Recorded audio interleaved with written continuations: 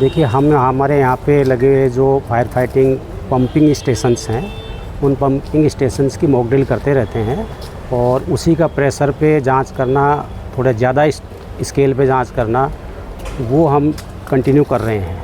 और यहाँ पे जो सिस्टम लगा हुआ है पंपिंग स्टेशन, वो सेंट्रलाइज स्टेशन है। यहाँ से मेडिकल कॉलेज की तरफ अपन जाएंगे, वो हाइडेंट भी यहीं से चलेंगे, हॉस्पिटल्स का भी यहीं से चलेगा, जनना हॉस्पिटल की तरफ भी यहीं से चलेगा। सारा सिस्टम सेंट्रलाइज्ड है और ऑटोमेटिक है।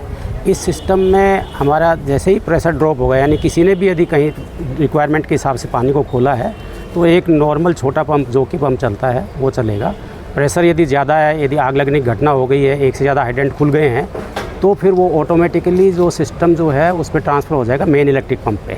अगर करंट फैलने का डर है तो फिर क्या है कि बिजली सप्लाई को बंद करना पड़ता है। ऐसी स्थिति में हमारे पास में ऑटोमेटिकली एक पंप है जो डीजल से चलता है, डीजल जनरेटर डीजल पंप होता है, तो डीजल पंप पे वो ऑटोमेटिकली स्विच हो जाएगा। इस प्रकार से हमारे पास में 3 मेजर पंप होते हैं जो इस सिस्टम को टेक केयर करते हैं। इसकी मेंटेनेंस, इसकी रेगुलर मॉक ड्रिल्स, ये हम करते रहते हैं। और इनके अभाव में, ट्रेनिंग के अभाव में, बहुत सारे लोग ऐसे होते हैं कि कुछ घटना हो गई लेकिन उसको चलाना नहीं जानते, तो ज़्यादा से ज़्यादा लोगों को ट्रेनिंग दी जाए, स्टाफ को भी ट्रेनिंग दी जाए, गार्ड्स को ट्रेनिंग दी जाए, बाकी आमजन को भी इसके बारे में पता रहे, उसका भी हम प्रयास करते हैं मॉक ड्रिल के दौरान कि वो लोग देखें आकर के कि ये ऐसा हो रहा है। तो हमारा सिस्टम अभी दुरुस्त है और आपने अभी देखा भी है, चला करके आपके सामने चला भी है।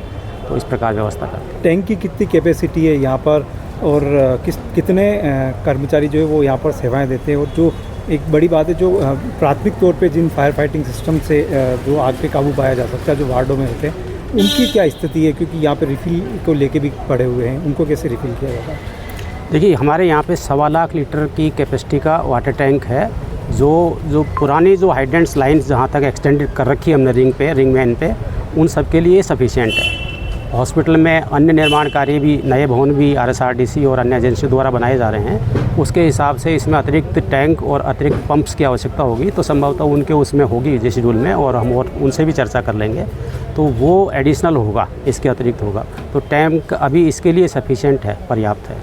और जो छोटे फायर एक्सटिंग्विशर्स रखे जाते हैं, वो टाइप ऑफ फायर के हिसाब से रखे जाते हैं। उनके केमिकल एजेंट की लाइफ भी अलग अलग होती है कि इतने दिन तक ये एक्टिव रहता है, उसके बाद में इनएक्टिव हो जाता है। उनको धीरे धीरे जैसे ही उनका इनएक्टिव हो जाते हैं या यूज़ होने से खाली हो जाते हैं, उनको इकट्ठा करते हैं हम यहाँ स्टेशन पे, और किसी सेफ जगह पे बाहर, हॉस्पिटल परिसर से बाहर जा कर के इनकी फिलिंग होती है, फिलिंग सेंटर पे, और उनको भरवा के यहाँ लाते हैं। और कुछ हम एक्स्ट्रा रखते हैं कि जहाँ से हटाते हैं तो उस जगह पे दूसरे को लगा दिया जाए। यहाँ पे जो स्टाफ की जो बात है, राउंड द क्लॉक हमारा स्टाफ, ये पंप ऑपरेटर और फायर फाइटर्स जो है वो लगे हुए हैं।